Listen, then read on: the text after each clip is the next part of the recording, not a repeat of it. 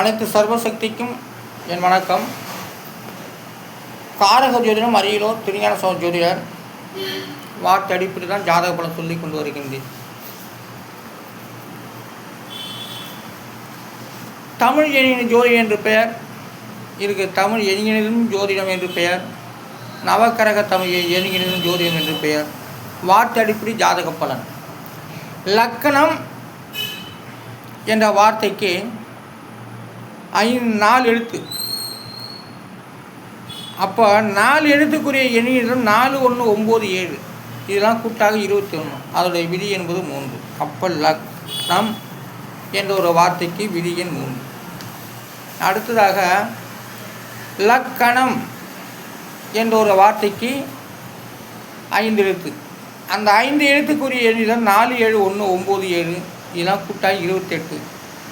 அது 9 வகுத்துட்டா விதி எண் 1 தான். அப்போ லக்கணம் என்ற ஒரு வார்த்தை அந்த 4 எழுத்து சரியா, லக்கணம் என்ற ஒரு வார்த்தை இந்த 5 எழுத்து சரியா அப்படிங்கிறத நான் இப்போ சொல்ல போகிறேன். லக்னம் லா இக் நாயம் லக்னம். அடுத்ததாக வந்து லா இக் க நாயம் லக்கணம். இந்த 5 எழுத்து தான் சரி. அப்போ லக்கணம் என்பது உயிர். லக்கணம் என்பதும் கிரகம்தான் மனிதனுக்கு. அப்போ 12 ராசிக்கிட்ட 12 வீடுகள் உள்ளது. அந்த 12 வீட்டில் எந்த கிரகம் இருந்தாலும் அது கிரகம்னு சொல்கிறோம். அப்போ மனிதன் பிறக்கப்பட்ட ஒரு பிறந்த நேரத்துக்கு நாழிகை வருது. அந்த நாழிகைக்கு தகுந்த மாதிரி லக்கணம் வருது. அப்போ அது என்ன? அதுவும் கிரகம்தான். அதனால் வந்து லக்கணம் என்பது கிரகம், லக்கணம் என்பது உயிர். இதை மனிதனுக்கு சொல்லப்பட்டு உள்ளது. லக்கணம் என்பது தான் கிரகம்தான். அதனால் தான் மனிதனுக்கு வந்து மிகப்பெரிய அளவுக்கு போயிட்டாக்கா அவங்க சொல்கிறத வச்சு நடக்கணும். அவங்க அராஜகம் பண்ணாலும் பண்ண வேண்டியதுதான். நல்வழி காட்டினாலும் காட்டுனது தான். அதான் லக்கணம். அது ஒரு கிரகம். அதனால் மனிதன் சாதாரண முறையில் நடக்க கிடையாது. எல்லாம் லக்கணம். அந்த லக்கணத்துக்குரிய கிரகம்தான் மிகவும் பெரிதாக அவங்கள ஆளாக்குகின்றது. அந்த லக்கணம் தான் அவர்களுக்கு வழிகாட்டப்பட்டு வருகிறது. ஆனால் லக்கணம் என்ற ஒரு வார்த்தைக்கு விதி எண் 1. லக்கணம் என்பது கிரகம்தான், லக்கணம் என்பது உயிர் தான். அந்தந்த வீட்டில் கிரகங்கள் இருக்கும்போது அது இந்த கிரகம் இந்த லக்கணத்தில் இருக்கான், அவன் நல்லா தான் இருப்பான், உயர்ந்திருப்பான். இந்த கிரகம் இந்த லக்கணத்தில் இருக்குது, இவன் தாழ்ந்து தான் இருக்கான் அப்படின்னு சொல்கிறோம் இல்லையா? அதுபோல் இந்த 12 வீட்டுக்குள்ளே அவன் பிறந்த நாழிகை பிறகு நம்ம எந்த லக்கணம் எடுக்கிறோமோ அந்த லக்கணத்துக்குரிய வீடு எது, அந்த லக்கணத்துக்குரிய கிரகம் எது கண்டுபிடிச்சி அது சொல்கிறது தான் சோசியம். ஆனால் அது லக்கணம்னே சொல்கிறாங்க. உயிர் லக்கணம் என்பது ஒரு கிரகம் ஆகிறது. வளர்ச்சியை பொறுத்தளவு மனிதனுக்கு வந்து எல்லாமே நல்லபடியாக நடக்கும். அதனால் வந்து லக்கணம் என்ற ஒரு வார்த்தைக்கு விதி எண் 1. அடுத்ததாக மாண்புமிகு. மாண்புமிகு என்ற ஒரு வார்த்தைக்கு வந்து 5 எழுத்து. அந்த 5 எழுத்துக்குரிய எண்ணிலும் 8, 3, 2, 3 இதெல்லாம் கூட்டாக்கா 18. அதை நவக்கிரகத்துக்கு கழிச்சிட்டாக்கா மீதி 9.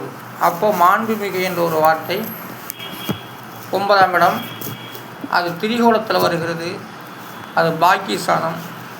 அதனால தான் மாண்புமிகு என்ற ஒரு வார்த்தை 9ஆம் விதி என்று வருவதனால அவங்க ஜெயிச்சு எல்லாம் வந்துட்டாக்கா அவங்களுக்கு வந்து மாண்புமிகு என்ற ஒரு வார்த்தையை நாம் போடுகின்றோம். மாண்புமிகு அப்படின்னு சொல்கிறோம். ஆனால் அந்த மாண்புமிகு என்ற ஒரு வார்த்தை வந்து உயர்ந்த வார்த்தை. எல்லா மனுஷனும் அந்த மாண்புமிகுக்கு அடிபணிந்து நடக்க வேண்டும் என்ற வார்த்தை தான் மாண்புமிகு. அப்போ மாண்புமிகு என்ற ஒரு வார்த்தைக்கு விதியின் 9 கிரகமும் அவர் சுற்றி வருது. மாண்புமிகு என்ற ஒரு வார்த்தையிலே 9 கிரகமும் வருகிறது. அந்த மாண்புமிகு வார்த்தை அவரை விட்டுவிட்டால் சாதாரண மனிதனாகத்தான் இருப்பார்கள். ஆனால் வந்து மாண்புமிகு என்ற ஒரு வார்த்தை விதியின் 9. சிறந்தவர் என்ற ஒரு வார்த்தைக்கு 5 எழுத்து, 6 எழுத்து.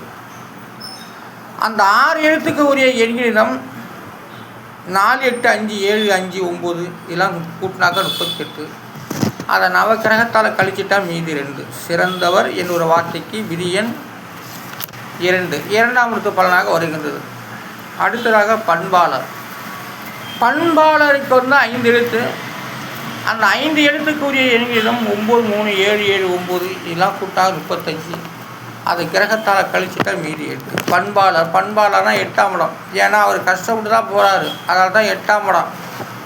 மிகவும் அராஜகத்துக்குரிய ஒரு நம்பர் தான் 8ஆம் இடம். அதனால் பண்பாளர் என்பது அவன் ரொம்பவும் கஷ்டப்பட்டு வரக்கூடியதான் பண்பாளர். அவர் உயர்ந்து விட்டால் பண்பாளராக ஆகிறார். அந்த 8ஆம் இடம் தான் அவருக்கு எல்லாமே கற்றுக் கொடுத்து ஒரு நன்மையில் ஏற்படுத்துது. அடுத்ததாக பன்முகம். பன்முகத்துக்கு 5 எழுத்து. அந்த 5 எழுத்துக்குரிய 9 3 3 1 7 இதெல்லாம் கூட்டா 23. அவருடைய விதி என்பது 5. அப்போ பன்முகம் என்பது எல்லா கலைகளிலும் கற்று வரக்கூடியவர் தான் பன்முகம். அதனால் ஒரு தொழிலில் ஒரு இதில் பல்வகை இதுக்கும் அவர் சிறந்தவராக வருகிறார், எல்லாரும் தெரிஞ்சுக்கிட்டு வர்றாரு. அதுக்கு பேர் தான் பன்முகம். பன்முகம் 5ஆம் இடம். இப்போ 5ஆம் இடத்துல போய் தான் அவர் அந்த 5ஆம் இடத்தில் போய் அமர்ந்து தான் அவருக்கு எல்லாமே கற்றுக்கிட்டு செய்கிறார். கற்றுக்கிட்டேன்னா 5ஆம் இடம் ஒரு புத்தகம் நூலகம் கூட வச்சுக்கலாம். அந்த நூலகத்தில் விட்டு எல்லாத்தையும் கற்றுக்கிட்டு பேசுகிறது தான் அதான் பன்முகம். பன்முகத்துடைய விதியின் 5. அப்படி பல தொழிலையும் கற்று வருவதெல்லாம் 5ஆம் இடம் தான். அந்த 5ஆம் இடத்துக்கு போய் கற்றுக்கிட்டு எல்லோரும் முன்கூட்டியும் பேசுகிறது தயாரிக்காது தான் பன்முகம். பன்முகத்துடைய விதியின் 5. மாவீரா. மாவீரனை பார்த்து அது உள்ளே இருக்கக்கூடியவர்கள் சபையோர்கள் மாவீரனை பார்த்து மாவீரா என்று சொல்கிறார். ஏன் சொல்கிறாருனாக்கா, மாவீரன் அமைதியாக இருக்கிறாரோ வேறு சிந்தனை இருக்கிறாரோ தெரியல. அப்போ தான் சபையோர்கள் மன்றத்தார்கள் மாவீரா என்று சொல்ல பயன்படுத்துகிறார். மாவீரா என்று சொல்லி நெடிலாகவே இருக்கின்ற 3 எழுத்தும். அந்த 3 எழுத்துக்குரிய எண் 8 4 1 இதெல்லாம் கூட்டாக 13. அதோடைய விதி என்பது 4. அப்போ மாவீரா என்ற வார்த்தை 4 நம்பர் தான் அவ்வளோ மாவீரன் மாவீரா என்று கூப்பிடுகிறது. அதனால் மாவீரா. அப்போ மாவீரன் தன்னைத்தானே தலைமையை தானே சொல்லிக்கிறது தான் மாவீரன். ஆனால் மாவீரனுக்கு 4 எழுத்து. 8 4 3 6 இதெல்லாம் கூட்டா 21. அதோடைய விதி என்பது 3.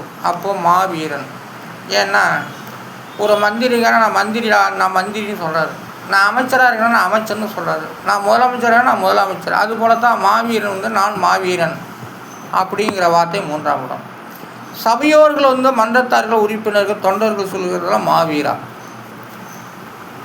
அப்போ மாவீரன் தலைமை தன்னைத்தானே சொல்லிக்கணும், அதுதான் மாவீரன்.